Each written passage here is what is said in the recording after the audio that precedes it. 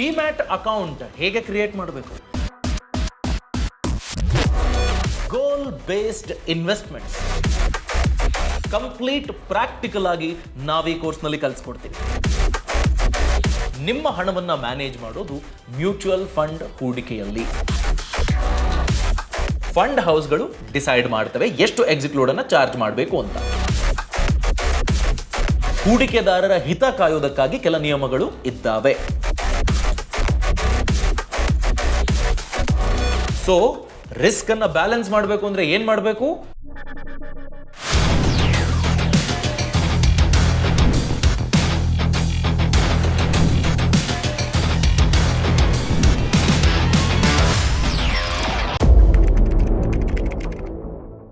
ನಮಸ್ಕಾರ. Mutual funds ನಿಂದ ಕೋಟಿ ಸಂಪಾದಿಸಿ ಅಡ್ವಾನ್ಸ್ಡ್ ಕೋರ್ಸ್ಗೆ ಸ್ವಾಗತ. ನಾನು ಅಭಿಷೇಕ್ ರಾಮಪ್ಪ.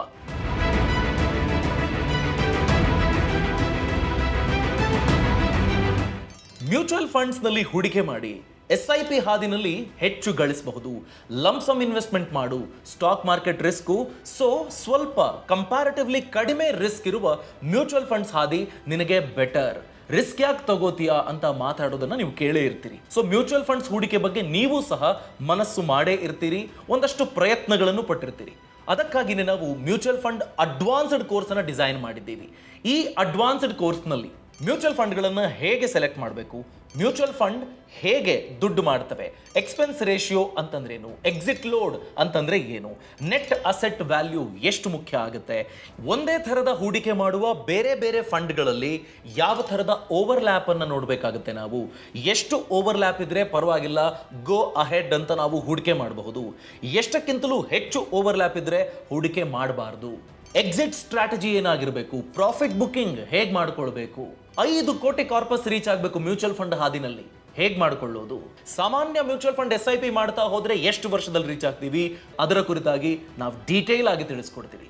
ಅದರ ಜೊತೆಗೆ ಗೋಲ್ ಬೇಸ್ಡ್ ಇನ್ವೆಸ್ಟ್ಮೆಂಟ್ಸ್ ಮತ್ತು ಯಾವೆಲ್ಲ ತಪ್ಪುಗಳನ್ನ ನೀವು ಯಾವುದೇ ಕಾರಣಕ್ಕೂ ಮಾಡಬಾರ್ದು ಅನ್ನೋ ಥರದ ಕಂಪ್ಲೀಟ್ ಪ್ರಾಕ್ಟಿಕಲ್ ಮಾಹಿತಿಯನ್ನ ನಿಮಗೆ ನಾವು ತಿಳಿಸ್ಕೊಡ್ತೀವಿ.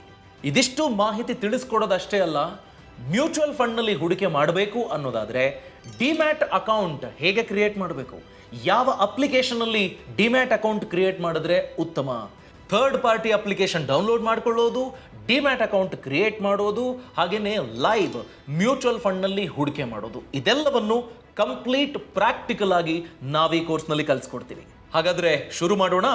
ಮೊದಲಿಗೆ ಮ್ಯೂಚುವಲ್ ಫಂಡ್ ಕುರಿತಾದ ಕ್ವಿಕ್ ಇಂಟ್ರೊಡಕ್ಷನ್ ಅನ್ನ ನೋಡಿಬಿಡೋಣ. ಸ್ಟಾಕ್ ಮಾರ್ಕೆಟ್ ಅಂದ್ರೆ ಕಂಪನಿಗಳು ಲಿಸ್ಟ್ ಆಗಿರ್ತವೆ. ಆ ಕಂಪನಿ ಬಿಸ್ನೆಸ್ ಮುಂದೆ ಬೆಳೆಯುತ್ತೆ ಅನ್ನೋ ವಿಶ್ವಾಸ ನಿಮಗಿದ್ರೆ ಆ ಕಂಪನಿಯ ಶೇರ್ ಮೇಲೆ ನೀವು ಹೂಡಿಕೆ ಮಾಡ್ತೀರಿ. 100 ರೂಪಾಯಿ ಒಂದು ಶೇರ್ ಇದ್ರೆ ನೀವು ಹಾಕೋ 1000 ರೂಪಾಯಿಗೆ 10 ಶೇರು ನಿಮ್ಮ ಡಿಮ್ಯಾಟ್ ಅಕೌಂಟಿಗೆ ಬರುತ್ತೆ. ಇಲ್ಲಿ ಡಿಸಿಷನ್ ತಗೊಳ್ಳೋದು ನೀವು. ಈ ಕಂಪನಿ ಬೆಳೆಯುತ್ತಾ ಇಲ್ವಾ ಅದರ ನಿರ್ಧಾರವನ್ನ ಕೈಗೊಳ್ಳೋರು ನೀವು. ಲಾಭ ಬಂದ್ರು ನಿಮ್ಮದೇ, ನಷ್ಟ ಬಂದ್ರು ನಿಮ್ಮದೇ. ಅದೇ ಕಾರಣಕ್ಕಾಗಿ ಯಾರಾದ್ರೂ ಒಬ್ರು ಎಕ್ಸ್ಪರ್ಟ್ ಈ ಕಂಪನಿ ಬಗ್ಗೆ ನಾನು ಸ್ಟಡಿ ಮಾಡಿದ್ದೀನಿ, ಫಿನಾನ್ಷಿಯಲ್ಸ್ ಹೀಗಿದೆ, ಟೆಕ್ನಿಕಲ್ಸ್ ಹೀಗಿದೆ, ನೀನು ಹೂಡಿಕೆ ಮಾಡಬಹುದು ಅಂತ ಹೇಳಿದ್ರೆ ಇನ್ನು ಧೈರ್ಯವಾಗಿ ನೀವು ಮುಂದುವರಿಬಹುದಲ್ವಾ. ಅಂಥ ಎಕ್ಸ್ಪರ್ಟ್ ಟಚ್, ಅಂಥ ಎಕ್ಸ್ಪರ್ಟ್ ಅಡ್ವೈಸ್ ಸಿಗೋದು ಮ್ಯೂಚುವಲ್ ಫಂಡ್ ಹೂಡಿಕೆಯಲ್ಲಿ. ಯಾಕೆಂದ್ರೆ ನೀವಲ್ಲಿ ನೇರವಾಗಿ ಯಾವುದೋ ಕಂಪನಿ ಮೇಲೆ ದುಡ್ಡನ್ನ ಹೂಡಿಕೆ ಮಾಡೋದಿಲ್ಲ. ಒಂದು ಫಂಡ್ ಹೌಸ್ ಇರುತ್ತೆ. ಈ ಫಂಡ್ ಹೌಸ್ ನಿಮ್ಮಂತಹ ಸ್ವಲ್ಪ ಹಣ ಹೂಡಿಕೆ ಮಾಡೋ 10,000 ಜನರಿಂದ ಹಣವನ್ನ ಕಲೆಕ್ಟ್ ಮಾಡ್ಕೊಳ್ತಾರೆ. ನಾನು 500 ರೂಪಾಯಿ ಹಾಕ್ತೀನಿ, ಇನ್ಯಾರೋ 2,000 ರೂಪಾಯಿ ಹಾಕ್ತಾರೆ, ಮತ್ತೊಬ್ರು 5,000 ರೂಪಾಯಿ ಹಾಕ್ತಾರೆ. ಯಾರು ಎಷ್ಟು ಹಾಕಿದ್ರೂ ಪರವಾಗಿಲ್ಲ, ಆ ಎಲ್ಲ ಹಣವನ್ನ ಸೇರಿಸಿ ಒಂದು ದೊಡ್ಡ ಬಲ್ಕ್ ಅಮೌಂಟ್ ಅನ್ನು ಮಾಡಿಕೊಂಡು ಆ ಅಮೌಂಟ್ ಅನ್ನ ಸ್ಟಾಕ್ ಮಾರ್ಕೆಟ್ ನಲ್ಲಿ ಇನ್ವೆಸ್ಟ್ ಮಾಡ್ತಾರೆ. ಇದನ್ನ ಮಾಡೋದಕ್ಕಂತ ಫಂಡ್ ಮ್ಯಾನೇಜರ್ ಒಬ್ರು ಇರ್ತಾರೆ, ಅವರು ಗೈಡ್ ಮಾಡ್ತಾರೆ. ಅವರ ಜೊತೆಗೆ ಅನಲಿಸ್ಟ್ಗಳು, ಎಕ್ಸ್ಪರ್ಟ್ಗಳು, ಹೀಗೆ ಒಂದು ತಂಡನೇ ಇರುತ್ತೆ. ಹೀಗೆ ಒಬ್ಬ ಎಕ್ಸ್ಪರ್ಟ್ ನಿಮ್ಮ ಹಣವನ್ನ ಮ್ಯಾನೇಜ್ ಮಾಡೋದು ಮ್ಯೂಚುವಲ್ ಫಂಡ್ ಹೂಡಿಕೆಯಲ್ಲಿ. ಹೀಗಾಗಿ ಕಂಪ್ಯಾರಿಟಿವ್ಲಿ ಸ್ಟಾಕ್ ಮಾರ್ಕೆಟ್ಗಿಂತ ಕಡಿಮೆ ರಿಸ್ಕ್ ಮ್ಯೂಚುವಲ್ ಫಂಡ್ ಹೂಡಿಕೆಯಲ್ಲಿ ಇರುತ್ತೆ ಅನ್ನೋದು ಇದರ ಆಕರ್ಷಣೆಯನ್ನ ಇನ್ನಷ್ಟು ಹೆಚ್ಚು ಮಾಡ್ತಾ ಇದೆ. ಇನ್ನೂ ಸರಳ ಉದಾಹರಣೆ ಕೊಡ್ಬೇಕಂದ್ರೆ, ನೀವಿಲ್ಲಿಂದ ಬೀದರಿಗೆ ಹೋಗ್ಬೇಕಪ್ಪ, ನಿಮ್ಮ ಹತ್ರ ಕಾರ್ ಇದೆ, ಡ್ರೈವಿಂಗ್ ಬರೋದಿಲ್ಲ, ಕಷ್ಟಪಟ್ಕೊಂಡು ನೀವು ಒಂದು ವೇಳೆ ಕಾರನ್ನ ತೆಗೆದಿದ್ದೇ ಆದರೆ ಬಹಳ ರಿಸ್ಕು. ಯಾಕೆಂದ್ರೆ ಯಾವ ರೀತಿ ಓವರ್ಟೇಕ್ ಮಾಡಬೇಕು, ಯಾವ ರೀತಿ ಸೈಡ್ ಕೊಡಬೇಕಾಗುತ್ತೆ, ಯಾವ ಥರದ ಅಪಾಯಗಳು ಹೈವೇನಲ್ಲಿ ಎದುರಾಗಬಹುದು, ಇದನ್ನ ಮ್ಯಾನೇಜ್ ಮಾಡೋದಕ್ಕೆ ನಿಮಗೆ ಬರೋದಿಲ್ಲ. ಆ ರಿಸ್ಕ್ ಯಾಕೆ, ಜೀವಕ್ಕೆ ಆಪತ್ತು ತಂದುಕೊಳ್ಳೋದು ಯಾಕೆ? ನಾನೇನು ಮಾಡ್ತೀನಿ, ಒಂದು ಕ್ಯಾಬ್ ಬುಕ್ ಮಾಡ್ಕೊಳ್ತೀನಿ. ಅಲ್ಲೊಬ್ಬ ಎಕ್ಸ್ಪರ್ಟ್ ಕ್ಯಾಬ್ ಡ್ರೈವರ್ ಇದ್ದಾನೆ, ಆತನಿಗೆ ಕಿಲೋಮೀಟರ್ಗೆ ಇಂತಿಷ್ಟು ಅಂತ ನಾನು ಚಾರ್ಜ್ ಪೇ ಮಾಡ್ತೀನಿ. ನೆಮ್ಮದಿಯಾಗಿ ನಾನು ನಿದ್ರೆ ಮಾಡ್ತೀನಿ, ಆ ಎಕ್ಸ್ಪರ್ಟ್ ನನ್ನನ್ನು ಇಲ್ಲಿಂದ ಬೀದರ್ವರೆಗೂ ಕರ್ಕೊಂಡು ಹೋಗ್ತಾರೆ. ಸೊ ಮೊದಲನೆಯ ಉದಾಹರಣೆ, ನೀವೇ ಡ್ರೈವ್ ಮಾಡೋದು, ನೀವೇ ರಿಸ್ಕ್ ಅನ್ನು ಫೇಸ್ ಮಾಡೋದು, ಇದು ಸ್ಟಾಕ್ ಮಾರ್ಕೆಟ್ ಇನ್ವೆಸ್ಟ್ಮೆಂಟು.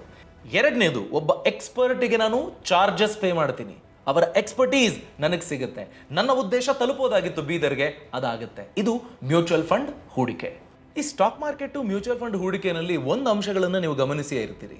ಒಂದು ವೇಳೆ ನೀವು ಹೂಡಿಕೆ ಮಾಡ್ತಿದ್ದೀರಿ ಅಂದರೆ ನಿಮ್ಮ ಸ್ನೇಹಿತ ಬರ್ತಾನೆ, ನನಗೂ ಹೇಳ್ಕೊಡು, ನೀನು ಯಾವ ಫಂಡಲ್ಲಿ ಹೇಳ್ತೆ ನಾನು ಆ ಫಂಡಲ್ಲಿ ಹಾಕ್ತೀನಿ ಅಂತ. ಇಮ್ಯಾಜಿನ್ ಮಾಡ್ಕೊಳ್ಳಿ, ಡ್ರೈವರ್ ಸೀಟಲ್ಲಿ ನೀವಿದ್ದೀರಾ, ನಿಮಗೆ ಡ್ರೈವಿಂಗ್ ಬರೋದಿಲ್ಲ, ಪಕ್ಕದಲ್ಲೇ ಕೂತಿರುವ ಡ್ರೈವಿಂಗ್ ಬರುವ ಒಬ್ಬ ಸ್ನೇಹಿತ, ಈಗ ಕ್ಲಚ್ ನೀನು ಒತ್ತಬೇಕಾಗತ್ತೆ, ಈಗ ಗೇರ್ ಶಿಫ್ಟ್ ಮಾಡು, ಈಗ ಆಕ್ಸಿಲರೇಟರ್ ಕೊಡು, ಈಗ ಡಿಮ್ ಆ್ಯಂಡ್ ಡಿಪ್ ಮಾಡು, ಈ ಥರ ಹೇಳಿದರೆ ನಿಮಗೆ ಓಡಿಸೋದಕ್ಕೆ ಸಾಧ್ಯ ಅನ್ಸುತ್ತಾ? ಹೀಗೆ ನೀವು ಡ್ರೈವಿಂಗ್ ಕಲ್ತು ಬಿಡ್ತೀರಾ? ಕಷ್ಟ ಅಲ್ವಾ? ಮ್ಯೂಚುವಲ್ ಫಂಡ್ ಹೂಡಿಕೆ ಅಥವಾ ಸ್ಟಾಕ್ ಮಾರ್ಕೆಟ್ ಹೂಡಿಕೆ ಕೂಡ ಹಾಗೇನೆ, ನೀವು ಕಲಿಬೇಕಾಗತ್ತೆ. ಅದೇ ಕಾರಣಕ್ಕಾಗಿ ಪ್ರತಿಯೊಂದು ಅಂಶವನ್ನು ನೀವು ಇಂಡಿವಿಜುವಲ್ ಆಗಿ ಇನ್ವೆಸ್ಟ್ ಮಾಡೋದಕ್ಕೆ ಯಾವೆಲ್ಲ ಅಂಶಗಳು ಇಂಪಾರ್ಟೆಂಟ್ ಆಗಿ ಬೇಕೋ ಆ ಎಲ್ಲ ಅಂಶಗಳನ್ನು ಈ ಕೋರ್ಸ್ನಲ್ಲಿ ನಾವು ಕವರ್ ಮಾಡಿದ್ದೀವಿ. ಕೋರ್ಸ್ ಕಂಪ್ಲೀಟ್ಲಿ ನೋಡಿ, ನೋಟ್ಸ್ ಮಾಡ್ಕೊಳ್ಳಿ, ಅದನ್ನು ಪ್ರಾಕ್ಟಿಕಲಿ ಇಂಪ್ಲಿಮೆಂಟ್ ಮಾಡಿ ಹೂಡಿಕೆ ಮಾಡಿ. ಫೈನ್, ಈ ಎಲ್ಲ ಅಂಶಗಳು ನನಗೆ ಅರ್ಥ ಆಯಿತು, ಮುಂದೇನು ಅನ್ನೋದು ನಿಮ್ಮ ಪ್ರಶ್ನೆ ಆದರೆ, ಮುಂದಿನ ಮಾಡ್ಯೂಲ್ನಲ್ಲಿ ನಾವು ಮ್ಯೂಚುವಲ್ ಫಂಡು ಮತ್ತು ಸ್ಟಾಕ್ ಮಾರ್ಕೆಟು ಎರಡೂ ಒಂದೇನಾ, ಯಾವ ಥರದ ವ್ಯತ್ಯಾಸ ಇದೆ, ಯಾವ ಥರದ ಸವಾಲುಗಳಿದ್ದಾವೆ ಈ ಎರಡೂ ಹೂಡಿಕೆಗಳಲ್ಲಿ, ಆ ಬಗ್ಗೆ ತಿಳ್ಕೊಳ್ಳೋಣ ನೆಕ್ಸ್ಟ್ ಮಾಡ್ಯೂಲ್ನಲ್ಲಿ.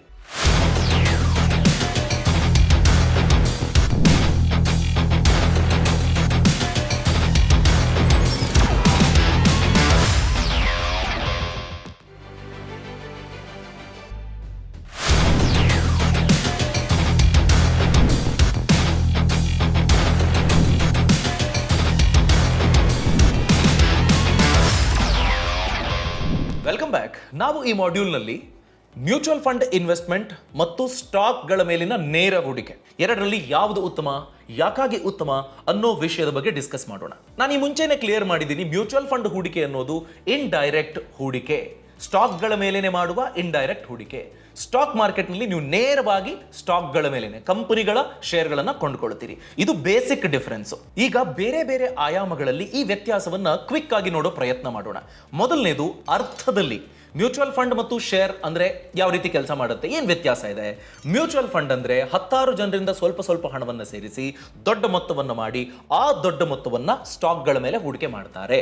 ಸ್ಟಾಕ್ ಮಾರ್ಕೆಟ್ನಲ್ಲಿ ಯಾವ ಕಂಪನಿಯ ಶೇರನ್ನು ನೀವು ನೋಡಿ ಇದು ಉತ್ತಮ ಅಂತ ಅನ್ಸುತ್ತೋ ಅಷ್ಟು ದುಡ್ಡನ್ನು ಕೊಟ್ಟು ಆ ಕಂಪನಿಯ ಶೇರನ್ನು ನೇರವಾಗಿ ಪರ್ಚೇಸ್ ಮಾಡ್ತೀರಿ. ಎರಡನೇದು ಓನರ್ಶಿಪ್ ಅನ್ನೋ ಆಯಾಮದಲ್ಲಿ ನೋಡಿಕೊಂಡಾಗ ಮ್ಯೂಚುವಲ್ ಫಂಡ್ ಹೂಡಿಕೆ ಮಾಡಿದ್ರೆ ನಿಮಗೆ ಆ ಕಂಪನಿ ಶೇರ್ನ ಮೇಲೆ ನಿಮ್ಮ ಮ್ಯೂಚುವಲ್ ಫಂಡ್ ಮ್ಯಾನೇಜರ್ ಯಾವ ಕಂಪನಿಗಳ ಮೇಲೆ ಹೂಡಿಕೆ ಮಾಡಿದ್ದಾರೋ ಅದರ ಓನರ್ಶಿಪ್ ನಿಮಗೆ ಇರೋದಿಲ್ಲ. ಅದೇ ಸ್ಟಾಕ್ ಮಾರ್ಕೆಟ್ನಲ್ಲಾದರೆ ನೀವೀಗ ಯಾವುದೋ ಒಂದು ಕಂಪನಿಯ 500 ಸ್ಟಾಕ್ಗಳನ್ನು ತಗೊಂಡಿರ್ತೀರಿ ಅಂದ್ಕೊಳ್ಳಿ, ಡಿವಿಡೆಂಡ್ ನಿಮ್ಮ ಅಕೌಂಟಿಗೆ ಕ್ರೆಡಿಟ್ ಆಗುತ್ತೆ. ಅದೇ ರೀತಿ ಈ ವೋಟಿಂಗ್ ಅನ್ನೋ ಥರದ ಯಾವುದಾದ್ರೂ ಪ್ರಮುಖ ನಿರ್ಣಯಗಳನ್ನು ಕೈಗೊಳ್ಳಬೇಕು ಅನ್ನೋದಾದರೆ ಶೇರ್ ಹೋಲ್ಡರ್ಸ್ ಆನ್ಲೈನ್ ವೋಟಿಂಗ್ ಮಾಡಬಹುದು. ಆ ಥರದ ಹಕ್ಕು ನಿಮಗೆ ಸ್ಟಾಕ್ ಮಾರ್ಕೆಟ್ನಲ್ಲಿರುತ್ತೆ. ಮ್ಯೂಚುವಲ್ ಫಂಡ್ನಲ್ಲಿ ಅಗೈನ್ ಇಂಡೈರೆಕ್ಟ್ ಹಕ್ಕಿರುತ್ತೆ, ನೇರವಾಗಿ ಯಾವುದೋ ವೋಟಿಂಗ್ಗೆ ಭಾಗಿಯಾಗುವ ಅಥವಾ ಡಿವಿಡೆಂಡ್ ಅನ್ನು ಪಡ್ಕೊಳ್ಳುವ ಆ ಥರದ ಓನರ್ಶಿಪ್ ಇರೋದಿಲ್ಲ. ಮೂರನೇದು ನಿರ್ವಹಣೆ ಅಂದರೆ ಮ್ಯಾನೇಜ್ಮೆಂಟ್. ಮ್ಯೂಚುವಲ್ ಫಂಡ್ನಲ್ಲಿ ನೀವು ಹಣ ಹಾಕಿದ ನಂತರದಲ್ಲಿ ಆ ಹಣದ ಕಂಟ್ರೋಲ್ ನಿಮ್ಮ ಕೈಯಲ್ಲಿ ಇರೋದಿಲ್ಲ. ಅದನ್ನು ಮ್ಯಾನೇಜ್ ಮಾಡೋದಕ್ಕೆ ಅಂತ ಫಂಡ್ ಮ್ಯಾನೇಜರ್ ಅನ್ನೋ ಒಬ್ಬ ಎಕ್ಸ್ಪರ್ಟ್ ಕೂತಿರ್ತಾರೆ. ಅವರ ಜೊತೆಗೆ ಅನಲಿಸ್ಟ್ಗಳು, ಬೇರೆ ಬೇರೆ ಥರದ ಒಂದು ಕಂಪ್ಲೀಟ್ ಸುಸಜ್ಜಿತ ತಂಡ ಇರುತ್ತೆ. ಸೊ ಅವರು ನಿಮ್ಮ ಹೂಡಿಕೆಗಳನ್ನು ಮ್ಯಾನೇಜ್ ಮಾಡ್ತಾರೆ, ನಿರ್ವಹಣೆ ಮಾಡ್ತಾರೆ. ಸ್ಟಾಕ್ ಮಾರ್ಕೆಟ್ನಲ್ಲಿ ಹೇಗಾಗುತ್ತೆ, ನೀವು ಒಂದು ಕಂಪನಿ ಬಗ್ಗೆ ಎಲ್ಲೋ ಓದ್ತೀರಿ ಪೇಪರ್ನಲ್ಲಿ, ಅರೆ ಈ ಕಂಪನಿ ಬಹಳ ಸುದ್ದಿನಲ್ಲಿ ಬರ್ತಿದೆಯಲ್ಲ, ಏನು ಮಾಡುತ್ತೀವಿ ಬಿಸ್ನೆಸ್ಸು, ಚೆಕ್ ಮಾಡ್ತೀರಿ, ಫೈನ್ ಅಂತ ಆ ಕಂಪನಿಯ ಸ್ಟಾಕನ್ನು ಕೊಂಡುಕೊಳ್ಳೋ ಪ್ರಯತ್ನ ನೀವು ಮಾಡ್ತೀರಿ. ಸೊ ನೀವೇ ಸ್ಟಾಕನ್ನು ಮ್ಯಾನೇಜ್ ಮಾಡ್ತೀರಿ. ಲಾಸ್ ಆದರೂ ನಿಮ್ಮದೇ, ಲಾಭ ಆದರೂ ನಿಮ್ಮದೇ. ನೀವು ತಪ್ಪು ಡಿಸಿಷನ್ ಕೈಗೊಳ್ಳೋ ಸಾಧ್ಯತೆಗಳು ಇರ್ತವೆ. ಯಾವುದೋ ಸುದ್ದಿ ಯೂಟ್ಯೂಬ್ನಲ್ಲೋ, ಫ್ರೆಂಡ್ಸ್ ಯಾರೋ ಹೇಳಿದ್ರು, ವಾಟ್ಸಪ್ ಗ್ರೂಪಲ್ಲಿ ನೋಡಿದ್ದೆ, ಹೀಗೆ ಯಾವ ಥರ ಬೇಕಾದರೂ ತಪ್ಪಾಗಬಹುದು. ನಿಮ್ಮ ಜ್ಞಾನ ಎಷ್ಟಿದೆ ಅನ್ನೋ ಆಧಾರದ ಮೇರೆಗೆ ನೀವು ಎಷ್ಟು ಚೆನ್ನಾಗಿ ಮ್ಯಾನೇಜ್ ಮಾಡ್ತೀರಿ ಅನ್ನೋದು ನಿರ್ಧಾರ ಆಗುತ್ತೆ ಸ್ಟಾಕ್ ಮಾರ್ಕೆಟ್ನಲ್ಲಿ. ಮ್ಯೂಚುವಲ್ ಫಂಡ್ನಲ್ಲಿ ಹಾಗಲ್ಲ. ತುಂಬ ಚೆನ್ನಾಗಿ ಮ್ಯಾನೇಜ್ ಮಾಡೋದಕ್ಕೆ ತಾಕತ್ತಿದೆ ಅನ್ನೋ ಕಾರಣಕ್ಕಾಗಿಯೇ ಒಬ್ಬ ಎಕ್ಸ್ಪರ್ಟ್ನನ್ನು ಅಲ್ಲಿ ಕರ್ಕೊಂಡು ಬಂದು, ಫಿನಾನ್ಷಿಯಲ್ ಎಕ್ಸ್ಪರ್ಟನ್ನು ಕರ್ಕೊಂಡು ಬಂದು ಫಂಡ್ ಮ್ಯಾನೇಜರ್ ಅಂತ ಮಾಡಿರ್ತಾರೆ. ಅವರ ಮೇಲೆ ಗುರುತರ ಜವಾಬ್ದಾರಿ ಕೂಡ ಇರುತ್ತೆ. ಮುಂದಿನ ಡಿಫರೆನ್ಸ್ ಡೈವರ್ಸಿಫಿಕೇಶನ್, ವೈವಿಧ್ಯತೆ. ಮ್ಯೂಚುವಲ್ ಫಂಡ್ನಲ್ಲಿ ಹೂಡಿಕೆ ಮಾಡೋದ್ರಿಂದ ನೀವು ಹಾಕೋ 100 ರೂಪಾಯಿ 10 ಕಂಪನಿಗಳ ಮೇಲೆ ಹೂಡಿಕೆ ಆಗುತ್ತೆ. ಅದೇ ನೀವು ನಾನು ಕಂಪನಿಯ ಸ್ಟಾಕನ್ನು ತಗೊಳ್ತೀನಿ ಅನ್ನೋದಾದರೆ 100 ರೂಪಾಯಿನಲ್ಲಿ 10 ಕಂಪನಿ ಮೇಲೆ ಹೂಡಿಕೆ ಮಾಡೋದಕ್ಕೆ ಸಾಧ್ಯನಾ? ಖಂಡಿತ ಸಾಧ್ಯ ಇಲ್ಲ. ಯಾವುದೋ ಕೆಲ ಪೆನಿ ಸ್ಟಾಕ್ಗಳ ಮೇಲೆ ನೀವು ಹಾಕಿದ್ರೂ ಹಾಕಬಹುದು, ಬಟ್ ನಿಮ್ಮ ಪೋರ್ಟ್ಫೋಲಿಯೋ ಅಷ್ಟು ಸ್ಟ್ರಾಂಗ್ ಆಗಿರುವುದಿಲ್ಲ. ಸ್ಟಾಕ್ಗಳಲ್ಲಿ ಒಂದು ವೇಳೆ ಉತ್ತಮ ಕಂಪನಿಯ ಸ್ಟಾಕ್ ಅನ್ನು ನೀವು ಕೊಂಡುಕೊಳ್ಬೇಕು ಅನ್ನೋದಾದ್ರೆ ಆ ಕಂಪನಿಯ ಒಂದು ಶೇರಿಗೆ ಹಣ ಹೊಂದಿಸೋದಕ್ಕೆ ನಿಮಗೆ ಸವಾಲಿಗೆ ಎದುರಾಗಬಹುದು. ಅಂಥ ಒಳ್ಳೆ ಕಂಪನಿಯ ಒಂದು ಶೇರಿಗೆ ನೀವು ಖರ್ಚು ಮಾಡೋ 500 ರೂಪಾಯೋ, 1000 ರೂಪಾಯೋ, 1500 ರೂಪಾಯಿನೋ ನೀವು ಮ್ಯೂಚುವಲ್ ಫಂಡ್ ನಲ್ಲಿ ಹಾಕಿದ್ರೆ 20, 30, 40 ಉತ್ತಮ ಕಂಪನಿಗಳ ಮೇಲೆ ಹೂಡಿಕೆ ಮಾಡಿರ್ತಾರೆ. ಸೊ ಹೀಗೆ ಮ್ಯೂಚುವಲ್ ಫಂಡ್ ನಲ್ಲಿ ವೈವಿಧ್ಯತೆ ಇರುತ್ತೆ, ಸ್ಟಾಕ್ಗಳಲ್ಲಿ ಅಂಥ ವೈವಿಧ್ಯತೆ ಇರೋದಿಲ್ಲ. ನೀವು ಯಾವುದೋ ಒಂದು ಕಂಪನಿಯ ಸ್ಟಾಕ್ ಅನ್ನು ತಗೊಂಡ್ರೆ ಆ ಕಂಪನಿಯ ಆ ಸೆಕ್ಟರ್ನ ಇನ್ವೆಸ್ಟ್ಮೆಂಟ್ ಮಾತ್ರ ನಿಮ್ಮ ಪೋರ್ಟ್ಫೋಲಿಯೋನಲ್ಲಿ ರಿಫ್ಲೆಕ್ಟ್ ಆಗುತ್ತೆ. ಒಂದು ವೇಳೆ ಆ ಸೆಕ್ಟರ್ಗೆ ಏನಾದರೂ ಸಮಸ್ಯೆ ಆಯಿತು ಅಂತಂದ್ರೆ ಬ್ಯಾಲೆನ್ಸ್ ಇರೋದಿಲ್ಲ. ಸೊ ರಿಸ್ಕ್ ಅನ್ನ ಬ್ಯಾಲೆನ್ಸ್ ಮಾಡಬೇಕು ಅಂದ್ರೆ ಏನ್ ಮಾಡಬೇಕು? ವಿವಿಧ ಸೆಕ್ಟರ್ಗಳಲ್ಲಿ ಹೂಡಿಕೆ ಮಾಡಬೇಕು. ಅಂಥ ಎಕ್ಸ್ಪೋಜರ್ ಇರುವ ಮ್ಯೂಚುವಲ್ ಫಂಡ್ ಹೂಡಿಕೆ ಆಯ್ಕೆಯನ್ನ ಆರಂಭಿಕ ಹಂತದಲ್ಲಿ ನೀವು ಪರಿಗಣಿಸಬಹುದು. ಮುಂದಿನ ಆಯಾಮ ಇನ್ವೆಸ್ಟ್ಮೆಂಟ್ ಮೇಲಿನ ಕಂಟ್ರೋಲ್. ಅಂದ್ರೆ ಈಗ ಒಂದು ಕಂಪನಿ ಸ್ಟಾಕ್ ಅನ್ನ ನೀವು ತಗೊಂಡಿರ್ತೀರಿ, ಆ ಕಂಪನಿ ಚೆನ್ನಾಗಿ ಪರ್ಫಾರ್ಮ್ ಮಾಡ್ತಾ ಇದೆ. ಸೊ ನೀವೀಗ ಅದನ್ನ ಮುಂದುವರಿಸಬಹುದು, ಇಲ್ಲ ಲಾಸ್ ಆಗ್ತಾ ಇದ್ರೆ ಅದನ್ನ ವಿತ್ಡ್ರಾ ಕೂಡ ಮಾಡ್ಕೊಳ್ಬಹುದು. ನಿಮ್ಮ ಡಿಸಿಷನ್ ಅದಾಗಿರುತ್ತೆ. ಬೇಡಪ್ಪ ಈ ಕಂಪನಿ ಅನ್ಸ್ಬೋದು ನಿಮಗೆ, 6 ತಿಂಗಳು ಹೂಡಿಕೆ ಮಾಡ್ತೀರಿ, ಏನಂತ ಇಂಪ್ರೂವ್ಮೆಂಟ್ ಆಗಿಲ್ಲ, ಅದನ್ನ ಸೆಲ್ ಮಾಡಿ ಅದೇ ದುಡ್ಡನ್ನ ಇನ್ನೊಂದು ಕಂಪನಿ ಮೇಲೆ ನೀವು ಹೂಡಿಕೆ ಮಾಡಬಹುದು. ಅದೇ ಮ್ಯೂಚುವಲ್ ಫಂಡ್ SIPನೋ ಲಂಸಮ್ಮೋ ನೀವು ಒಂದಷ್ಟು ಹಣ ಹಾಕ್ಬಿಡ್ತೀರಿ, 1000 ರೂಪಾಯಿ ಹಾಕ್ಬಿಟ್ರಿ. ಆ 1000 ರೂಪಾಯಿನ ತಗೊಂಡೋಗಿ ಮ್ಯೂಚುವಲ್ ಫಂಡ್ ಮ್ಯಾನೇಜರು ಕಂಪನಿಗಳ ಮೇಲೆ ಹೂಡಿಕೆ ಮಾಡಿದ್ರು. ಇಲ್ಲ ಈ ಕಂಪನಿ ಚೆನ್ನಾಗಿಲ್ಲ, ಈ ಕಂಪನಿ ಮೇಲೆ ಹೂಡಿಕೆ ಮಾಡಬೇಡಿ ಅಂತ ನೀವು ಹೇಳೋದಕ್ಕೆ ಬರೋದೇ ಇಲ್ಲ. ಆ ಕಂಟ್ರೋಲ್ ನಿಮ್ಮ ಕೈಯಲ್ಲಿ ಇರೋದಿಲ್ಲ. ಫಂಡ್ ಮ್ಯಾನೇಜರ್ ಡಿಸೈಡ್ ಮಾಡ್ತಾರೆ, ಅವ್ರೇನ್ ಡಿಸೈಡ್ ಮಾಡ್ತಾರೋ ಅದೇ ಫೈನಲ್. ಸೊ ಹೂಡಿಕೆಯ ಕಂಟ್ರೋಲ್ ಅಂತ ನೋಡಿಕೊಂಡ್ರೆ ಮ್ಯೂಚುವಲ್ ಫಂಡ್ ನಲ್ಲಿ ನಿಮ್ಮ ಕೈಯಲ್ಲಿ ಯಾವುದೇ ಕಂಟ್ರೋಲ್ ಇರೋದಿಲ್ಲ. ಸ್ಟಾಕ್ ಮಾರ್ಕೆಟ್ ನಲ್ಲಿ ನಿಮ್ಮದೇ 100% ಕಂಟ್ರೋಲ್. ನೀವೇನು ಅಂದ್ಕೊಳ್ತೀರೋ ಅದನ್ನ ಇಂಪ್ಲಿಮೆಂಟ್ ಮಾಡಬಹುದು. ಕೊನೆಯ ಅಂಶ ರಿಸ್ಕ್ ಫ್ಯಾಕ್ಟರ್. ಎಷ್ಟರ ಮಟ್ಟಿಗೆ ಅಪಾಯ? ಸ್ಟಾಕ್ ಮಾರ್ಕೆಟ್ ಮ್ಯೂಚುವಲ್ ಫಂಡು ಎರಡರಲ್ಲೂ ಯಾವ ತರದ ರಿಸ್ಕ್ ಪ್ರೊಫೈಲ್ ಇದೆ? ಸ್ಟಾಕ್ ಮಾರ್ಕೆಟ್ ಅಂದ್ರೆ ಡೈರೆಕ್ಟ್ ಆಗಿ ರಿಸ್ಕ್ಗೆ ನಾವು ತೆಗೆದುಕೊಳ್ತೀವಿ, ಮ್ಯೂಚುವಲ್ ಫಂಡ್ ನಲ್ಲಿ ಇಂಡೈರೆಕ್ಟ್ಲಿ ರಿಸ್ಕ್ಗೆ ತೆಗೆದುಕೊಳ್ತೀವಿ. ಅದರ ಅರ್ಥ ಕಂಪ್ಯಾರಿಟಿವ್ಲಿ ಸ್ಟಾಕ್ಗೂ ಮ್ಯೂಚುವಲ್ ಫಂಡ್ಗೂ ಸ್ವಲ್ಪ ರಿಸ್ಕ್ ನಲ್ಲಿ ವ್ಯತ್ಯಾಸ ಇರುತ್ತೆ, ಬಿಟ್ರೆ ರಿಸ್ಕೇ ಇಲ್ಲ ಅಂತ ಹೇಳೋ ಹಾಗಿಲ್ಲ. ರಿಸ್ಕ್ ಎರಡರಲ್ಲೂ ಇದೆ. ಎರಡರಲ್ಲೂ ನಿಮ್ಮ ಹಣವನ್ನು ನೀವು ತಪ್ಪು ನಿರ್ಧಾರಗಳನ್ನು ಕೈಗೊಂಡ್ರೆ ಕಳ್ಕೊಳ್ಳುವ ಸಾಧ್ಯತೆ ಇರುತ್ತೆ, ನಿಮ್ಮ ಬಂಡವಾಳ ಕರಗುವ ಸಾಧ್ಯತೆ ಇರುತ್ತೆ. So comparatively lesser risk mutual fund ನಲ್ಲಿ. ಕಾರಣ ವೈವಿಧ್ಯತೆ. ಎಕ್ಸ್ಪರ್ಟ್ ಮ್ಯಾನೇಜ್ ಮಾಡ್ತಿದ್ದಾರೆ, ಅವರು ನೀಟಾಗಿ ಓದಿ ಕಂಪನಿ ಫಿನಾನ್ಷಿಯಲ್ಸು ಟೆಕ್ನಿಕಲ್ಸ್ನೆಲ್ಲ ಅರ್ಥ ಮಾಡ್ಕೊಂಡು ಇನ್ವೆಸ್ಟ್ ಮಾಡ್ತಾರೆ. ಸ್ಟಾಕ್ನಲ್ಲಿ ಹಾಗಲ್ಲ, ನಿಮಗೆ ಎಕ್ಸ್ಪೀರಿಯನ್ಸ್ ಇಲ್ಲ, ನಾಲೆಡ್ಜ್ ಇಲ್ಲ ಅಂತಂದ್ರೆ ನೀವು ಕೈಗೊಳ್ಳುವ ನಿರ್ಧಾರ ತಪ್ಪಾಗಬಹುದು. ಆ ಕಾರಣಕ್ಕಾಗಿ ಸ್ಟಾಕ್ಸ್ನಲ್ಲಿ extra risk. So bottom line ಏನು ಗೊತ್ತಾ? ನೋಡಿ ಸರ್, ನನ್ನ ಹತ್ರ ಸ್ವಲ್ಪ ದುಡ್ಡಿದೆ, ನನ್ನ ಭವಿಷ್ಯಕ್ಕಾಗಿ ನಾನು ಸೇವ್ ಮಾಡಬೇಕು, ನನಗೆ ಸ್ಟಾಕ್ ಮಾರ್ಕೆಟ್ ಬಗ್ಗೆ ಮ್ಯೂಚುವಲ್ ಫಂಡ್ ಬಗ್ಗೆ ಏನೂ ಗೊತ್ತಿಲ್ಲ, ನಾನೊಬ್ಬ ಎಕ್ಸ್ಪರ್ಟ್ ಅಲ್ಲ, ಏನು ಮಾಡಲಿ ನಾನು? ಮ್ಯೂಚುವಲ್ ಫಂಡ್ SIP ಮಾಡಿದರೆ ಒಬ್ಬ ಎಕ್ಸ್ಪರ್ಟ್ ನಿಮ್ಮ ಹಣವನ್ನು ಮ್ಯಾನೇಜ್ ಮಾಡ್ತಾರೆ. ಸೊ ಅಂಥವರಿಗೆ ಮ್ಯೂಚುವಲ್ ಫಂಡ್ ಇನ್ವೆಸ್ಟ್ಮೆಂಟ್ ಬೆಟರು. ಆರಂಭಿಕ ಹಂತದಲ್ಲಿ ಕಲೀರಿ, 6 ತಿಂಗಳು ಇನ್ವೆಸ್ಟ್ಮೆಂಟ್ ಮಾಡಿ ಕಲಿತು ಆ ಬಳಿಕ ಹೆಚ್ಚು ಹೂಡಿಕೆ ಮಾಡಿ. ಹಾಗಾದ್ರೆ ಸ್ಟಾಕ್ ಮಾರ್ಕೆಟ್ ಯಾರಿಗೆ ಸೂಕ್ತ? ಮ್ಯೂಚುವಲ್ ಫಂಡ್ ಹೂಡಿಕೆನೋ ಅಥವಾ ಬೇರೆ ತರದ ಹೂಡಿಕೆನೋ? ನಾನು ಅದ್ರ ಬಗ್ಗೆ ಓದಿದ್ದೀನಿ, ತಿಳ್ಕೊಂಡಿದ್ದೀನಿ. ಸೊ ಅಂಥವರಿಗೆ, ನನಗೆ ಜ್ಞಾನ ಇದೆ ಅನ್ನೋರಿಗೆ, ಆಡೆಡ್ ರಿಸ್ಕ್ ಇದ್ರೂ ಪರವಾಗಿಲ್ಲ, ನಾನು ಮ್ಯಾನೇಜ್ ಮಾಡುವ ಸ್ಥಿರತೆ ನನಗಿದೆ, ನಾನಿಲ್ಲಿ ಹಾಕಿರುವ ದುಡ್ಡು ಅಪ್ಪಿತಪ್ಪಿ ಲಾಸ್ ಆದ್ರೂ ನಾನು ಮ್ಯಾನೇಜ್ ಮಾಡಬಹುದಪ್ಪ, ನನ್ನ ಎಮರ್ಜೆನ್ಸಿ ದುಡ್ಡನ್ನು ತಗೊಂಬಂದು ನಾನು ಇಲ್ಲಿ ಹಾಕಿಲ್ಲ ಅನ್ನೋರಾದ್ರೆ ಸ್ಟಾಕ್ ಮಾರ್ಕೆಟ್ನಲ್ಲಿ ಹೂಡಿಕೆ ಮಾಡೋದಕ್ಕೆ, ಕಲಿಯೋದಕ್ಕೆ ಅವಕಾಶ ಖಂಡಿತ ಇದೆ. ಸರಿ, ಹಾಗಾದ್ರೆ ಇದಿಷ್ಟು ನನಗೆ ಗೊತ್ತಾಯ್ತು, ಮುಂದೇನು ಅನ್ನೋದು ನಿಮ್ಮ ಪ್ರಶ್ನೆ ಆದ್ರೆ, ಮ್ಯೂಚುವಲ್ ಫಂಡ್ ಕಂಪನಿಗಳಿರೋದು ನಮ್ಮ ಹಣವನ್ನ ಬೆಳೆಸೋದಕ್ಕೆ, ಒಬ್ಬ ಎಕ್ಸ್ಪರ್ಟ್ ಅದನ್ನ ಬೆಳೆಸ್ತಾರೆ ಅಂತೆಲ್ಲ ನಾವು ಮಾತಾಡಿದ್ವಿ. ನಮಗ್ ದುಡ್ಡು ಮಾಡಿಕೊಟ್ರೆ ಅವರಿಗೇನ್ ಲಾಭ? ಖಂಡಿತ ಲಾಭ ಇದೆ, ಅವರೂ ದುಡ್ಡು ಮಾಡ್ತಾರೆ. ಸೊ ಮ್ಯೂಚುವಲ್ ಫಂಡ್ ಹೌಸ್ಗಳು ದುಡ್ಡು ಮಾಡೋದು ಹೇಗೆ? ಅವರ ಗಳಿಕೆಯ ಹಾದಿ ಏನು? ಆ ಬಗ್ಗೆ ತಿಳ್ಕೊಳ್ಳೋಣ ಮುಂದಿನ ಮಾಡ್ಯೂಲ್ನಲ್ಲಿ.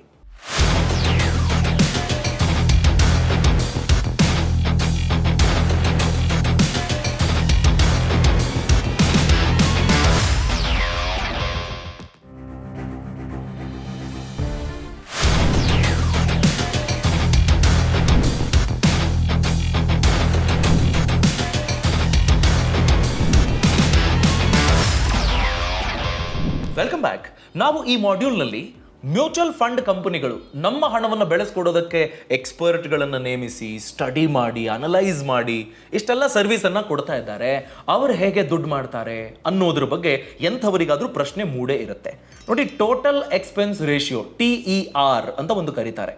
ಅಂದರೆ ಒಂದು ಮ್ಯೂಚುವಲ್ ಫಂಡ್ ಹೌಸ್ ಕೆಲಸ ಮಾಡಬೇಕು ಅಂತಂದರೆ ಸೇಲ್ಸ್ ಮಾಡಬೇಕು ಅದರದ್ದು. ಅಂದರೆ ನೀವು ನಮ್ಮ ಕಂಪನಿಯಲ್ಲಿ ಹೂಡಿಕೆ ಮಾಡಿ, ಇಷ್ಟು ಹೂಡಿಕೆ ಮಾಡಿದ್ರೆ ಇಷ್ಟು ರಿಟರ್ನ್ಸನ್ನು ಗಳಿಸ್ಕೊಡುವಂಥ ಟ್ರ್ಯಾಕ್ ರೆಕಾರ್ಡ್ ನಮ್ಮದಿದೆ ನೋಡಿ ಅಂತೆಲ್ಲ ಸೇಲ್ಸ್ ಮಾಡಬೇಕು, ಮಾರ್ಕೆಟಿಂಗ್ ಮಾಡಬೇಕಾಗತ್ತೆ, ಅಡ್ಮಿನಿಸ್ಟ್ರೇಷನ್ ಫೀಸು ಅವರಿಗೆ ಅಂತ ಒಂದು ಆಫೀಸು, ಒಂದಷ್ಟು ಸ್ಟಾಫು, ಆಳು ಕಾಳು ಇದೆಲ್ಲ ಇರುತ್ತೆ, distribution fees, fund manager fees, ಯಾರು ಎಕ್ಸ್ಪರ್ಟ್ ಇರ್ತಾರಲ್ಲ, ನೋಡ್ರಪ್ಪ ಕ್ಯಾಪ್ಟನ್ ಆಫ್ ದ ಶಿಪ್ ನಾನು ಹೀಗೆ ಹೋಗಬೇಕು ಅಂತ ಹೇಳ್ತೀನಿ, ಹಾಗೆ ನೀವು ಕೆಲಸ ಮಾಡಬೇಕು ಅಂತ ಹೇಳೋರು ಇರ್ತಾರಲ್ಲ ಅವರಿಗೆ ಅಂತ fees, legal fees, audit fees, ಇದೆಲ್ಲವೂ ಇದೆ. ಇದೆಲ್ಲವೂ ಸೇರಿ ಎಕ್ಸ್ಪೆನ್ಸ್ ರೇಷಿಯೋ ಅಂತ ತಗೊಳ್ತಾರೆ. ಅಂದರೆ ನಾನೀಗ 100 ರೂಪಾಯಿ ಹೂಡಿಕೆ ಮಾಡ್ತೀನಿ, ಆ 100 ರೂಪಾಯಿ ಹೂಡಿಕೆ ಮಾಡಿದ್ದಕ್ಕಾಗಿ ಫಂಡ್ ಮ್ಯಾನೇಜರ್ ಅವರ ತಂಡ ಇದೆಯಲ್ಲ, ಈ 100 ರೂಪಾಯಿನಲ್ಲಿ ಇಂತಿಷ್ಟು ಅಂತ ಮುರ್ಕೊಳ್ತಾರೆ ಅವರ ಚಾರ್ಜಿಗೆ. 70 ಪೈಸಾನೋ 80 ಪೈಸಾನೋ 1 ರೂಪಾಯಿನೋ 2 ರೂಪಾಯಿನೋ ಹೀಗೆ ಎಕ್ಸ್ಪೆನ್ಸ್ ರೇಷಿಯೋ ಅಂತ ತಗೊಳ್ತಾರೆ. ಲಾಭ ಬರಲಿ ಲಾಸ್ ಆಗಲಿ ಅದ್ಯಾವುದೂ ಮ್ಯಾಟ್ರ್ ಆಗೋದಿಲ್ಲ. ಲಾಭ ಬಂದರೆ ಚಾರ್ಜ್ ತಗೊಳ್ಳಲ್ಲ, ಲಾಸ್ ಆದರೆ ಚಾರ್ಜ್ ತಗೊಳ್ತೀವಿ, ಆ ಥರದ್ದು ಏನೂ ಇಲ್ಲ. ಸಿಚುವೇಶನ್ ಏನೇ ಆದರೂ, ಪಾಸಿಟಿವ್ ನೆಗೆಟಿವ್ ಏನೇ ಆದ್ರೂ ನಿಮ್ಮ ಹೂಡಿಕೆಯ ಇಂತಿಷ್ಟು ಭಾಗವನ್ನು ಅವರು ಎಕ್ಸ್ಪೆನ್ಸ್ ರೇಷಿಯೋ ಅಂತ ತಗೊಳ್ತಾರೆ. ಈ ಎಕ್ಸ್ಪೆನ್ಸ್ ರೇಷಿಯೋನೇ ಅವರ ಗಳಿಕೆ, ಮ್ಯೂಚುವಲ್ ಫಂಡ್ ಹೌಸ್ಗಳ ಗಳಿಕೆ. ಅದೇ ರೀತಿ ಇನ್ನೊಂದು ಗಳಿಕೆಯ ಹಾದಿ ಇದೆ. ಆ ಗಳಿಕೆಯ ಹಾದಿ ಹೆಸರು ಎಕ್ಸಿಟ್ ಲೋಡ್. ಏನಿದು ಎಕ್ಸಿಟ್ ಲೋಡ್? ನೋಡಿ, ಎಕ್ಸಿಟ್ ಲೋಡನ್ನು ಒಂದು ಪೆನಾಲ್ಟಿ ರೂಪದಲ್ಲೂ ನಾವು ನೋಡಬಹುದು. ಫಾರ್ ಎಕ್ಸಾಂಪಲ್, ನೀವು 100 ರೂಪಾಯಿ ಹೂಡಿಕೆ ಮಾಡಿದ್ದೀರಿ ಒಂದು ಮ್ಯೂಚುವಲ್ ಫಂಡ್ SIP ನಲ್ಲಿ. ಮ್ಯೂಚುವಲ್ ಫಂಡ್ ಹೌಸ್ ಏನು ಹೇಳುತ್ತೆ, ಈ ಹಣ ನೀನೇ 100 ರೂಪಾಯಿ ಹೂಡಿಕೆ ಮಾಡಿದ್ಯಾ, 1 ವರ್ಷದವರೆಗೂ ನೀನು ಹೂಡಿಕೆ ಮಾಡಿದರೆ ನಾವು ಯಾವುದೇ ಥರ ಎಕ್ಸಿಟ್ ಲೋಡನ್ನು ನಿನ್ನ ಮೇಲೆ ಚಾರ್ಜ್ ಮಾಡೋದಿಲ್ಲ. ಒಂದು ವೇಳೆ ನಾನು ಹೂಡಿಕೆ ಮಾಡಿ 6 ತಿಂಗಳಾಗಿದೆ, 3 ತಿಂಗಳಾಗಿದೆ, 8 ತಿಂಗಳಾಗಿದೆ, ಇಲ್ಲ 11 ತಿಂಗಳಾಗಿದೆ, ನಾನು ನನ್ನ ಹಣ ವಿತ್ಡ್ರಾ ಮಾಡ್ಕೊಳ್ತೀನಿ ಅಂತಂದರೆ ಅದನ್ನು ಡಿಮೋಟಿವೇಟ್ ಮಾಡೋದಕ್ಕೆ, ಹಂಗೆ ಮಾಡಬೇಡಿ ಅದು ತಪ್ಪು ಅಂತ ಹೇಳೋದಕ್ಕೆ ಎಕ್ಸಿಟ್ ಲೋಡನ್ನು ಚಾರ್ಜ್ ಮಾಡ್ತಾರೆ, ಪೆನಾಲ್ಟಿ.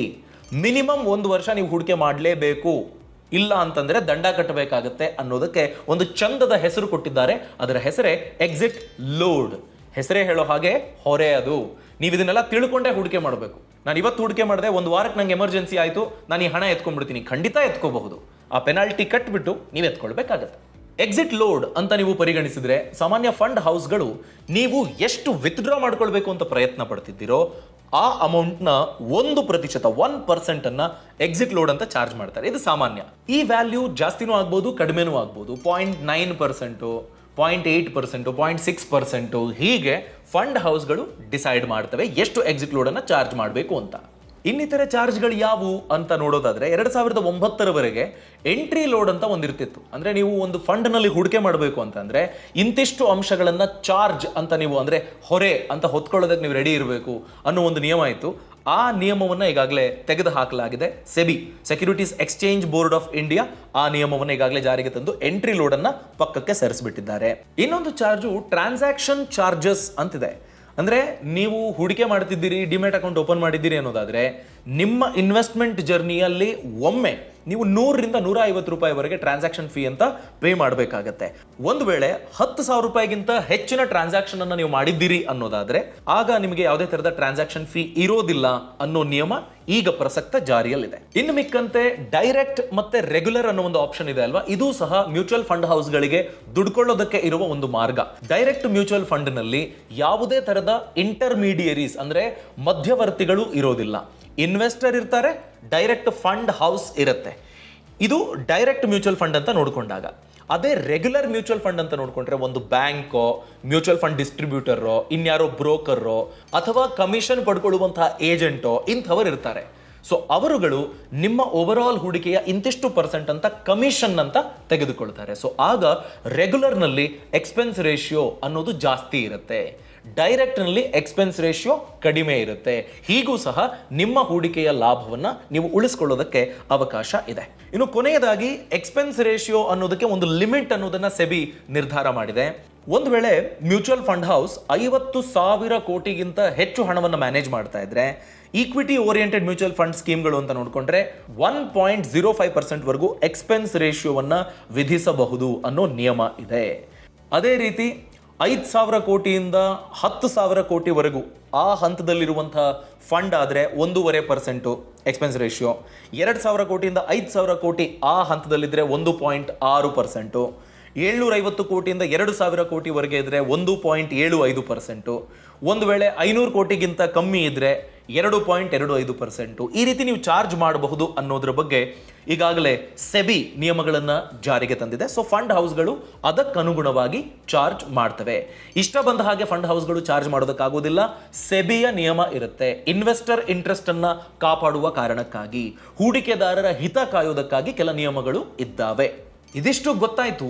ಮ್ಯೂಚುವಲ್ ಫಂಡ್ನಲ್ಲೇನೋ ಹೂಡಿಕೆ ಮಾಡ್ತೀವಿ, ನಮ್ಮ ಹಣ ಸೇಫಾ? ಇದು ತುಂಬಾ ಸಾರಿ ಕೇಳಿ ಬರೋ ಪ್ರಶ್ನೆ. ಯಾಕೆ ಈ ಪ್ರಶ್ನೆ ಬರುತ್ತೆ? ಒಂದು ವೇಳೆ ಆ mutual fund house company close ಮಾಡಿಬಿಟ್ರೆ, ಫಂಡ್ಗಳನ್ನು ಕ್ಯಾನ್ಸಲ್ ಮಾಡಿಬಿಟ್ರೆ, 16 ಫಂಡ್ಗಳು ಇರ್ತಾವಪ್ಪ, ಒಂದು 4 ಫಂಡ್ ಕ್ಯಾನ್ಸಲ್ ಮಾಡಿದ್ರು, ಏನಾಗುತ್ತೆ? ಆ ದುಡ್ಡು ವಾಪಸ್ ಬರುತ್ತಾ? ನಮ್ಮ ಲಾಭಾಂಶ ಹಾಗೆ ಉಳ್ಕೊಳ್ಳುತ್ತಾ? ಈ ಎಲ್ಲ ಪ್ರಶ್ನೆಗಳ ಬಗ್ಗೆ ತಿಳ್ಕೊಳ್ಳೋಣ ಮುಂದಿನ ಮಾಡ್ಯೂಲ್ನಲ್ಲಿ.